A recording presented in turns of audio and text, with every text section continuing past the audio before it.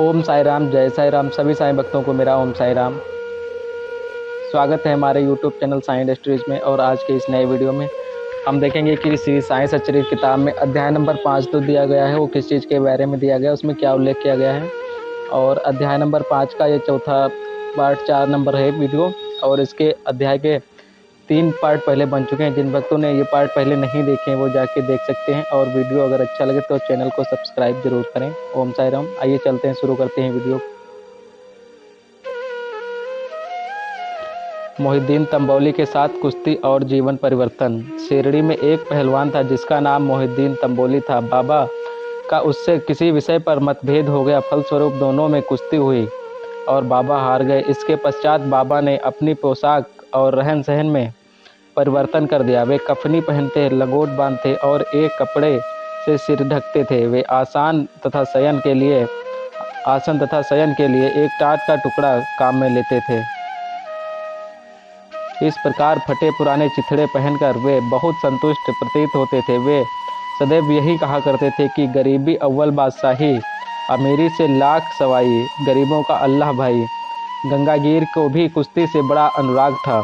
एक समय जब वह कुश्ती लड़ रहा था तब इसी प्रकार उसको भी त्याग की भावना जागृत हो गई। इसी उपयुक्त अवसर पर उसे देववाणी सुनाई दी, भगवान के साथ खेल में अपना शरीर लगा देना चाहिए।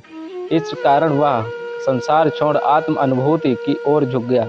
पुड़ा तांबे के समीप एक मठ स्थापित कर वह अपने शिष्यों सहित वहां रहने लगा। श्री साईं बाबा लोगों से ना मिलते और ना ही वार्तालाप करते थे। जब कोई उनसे कुछ प्रश्न करता तो वे केवल उतना ही उत्तर देते थे।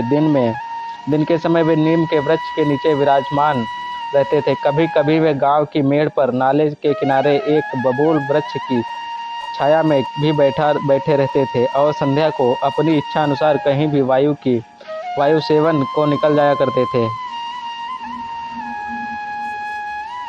बाबा श्री बाला साहेब को बहुत प्यार करते थे। उनके छोटे भाई जिनका नाम नाना साहेब था, वे द्वितीय विवाह करने पर भी उनको कोई संतान न थी। बाला साहेब ने नाना साहेब को श्री साईं बाबा के दर्शनार्थ शिरडी भेजा। कुछ समय पश्चात उनकी श्री कृपा से नाना साहेब के यहाँ एक पुत्र रत्न हुआ। इसी प्रकार समय से बाबा के दर्शनार्थ लोगों का अधिक संख्या में आना प्रारंभ हो गया तथा उनकी कीर्ति भी दूर दूर तक फैलने लगी।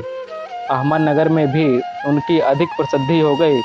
तभी से नाना साहेब चंदोरकर, केशव चिदंबर तथा अन्य कई भक्तों का शिरडी में आगमन होने लगा। बाबा दिन भर अपने भक्तों से घिरे रहते और रात्रि में जीर्ण शीर्ण मस्जिद में शयन करते थे। इसी समय बाबा के पास कुल सामग्री चिलम, तंबाकू, एक टमरेल, एक लंबी कफनी, सिर के चारों ओर लपेटने का कपड़ा और एक सटका था जिसे वे सदा अपने पास रखते थे। सिर पर सफ़ेद कपड़े का एक टुकड़ा वे सदा इस प्रकार बांधते थे कि उसका एक छोर बाएं कान से पीठ पर गिरता हुआ ऐसा प्रतीत होता था मानो बालों का जूरा हो। हफ्तों तक वे इन्हें स्वच्छ नहीं करते थे। पैर में कोई जूता या चप्पल भी नहीं पहनते थे। केवल एक टाट का टुकड़ा ही अधिकांश दिन में उनके आसन का काम देता था। वे एक कौपीन धारण करते और सर्दी से बचने के लिए दक्षिण मुख को धूनी तापते थे। वे धूनी में लकड़ी के टुकड़े डाला करते थे तथा अपना अहम इच्छाओं और समस्त विषय आसक्तियों की उसमें आहुति दिया करते थे। वे अल्लाह मालिक का सदा उच्चारण किया करते थे। जिस मस्जिद में वे पधारे थे उसमें केवल 2 कमरों के बराबर लंबी जगह थी। यहीं सब भक्त उनके दर्शन करते थे। 1912 के पश्चात कुछ परिवर्तन हुआ। पुरानी मस्जिद का जीर्णोद्धार हो गया और उसमें एक फर्श भी बनाया गया। मस्जिद में निवास करने के पूर्व बाबा दीर्घ काल तक तकिया में रहे। वे पैरों में घुंघरू बांधकर प्रेम विह्वल होकर सुंदर नृत्य व गायन भी करते थे। ओम साई राम, जय साई राम। इस वीडियो में यहीं तक। आगे की कथा अगले पार्ट में आएगी। और वीडियो अगर अच्छा लगे तो चैनल को सब्सक्राइब जरूर करें। ओम साई राम, जय साई राम।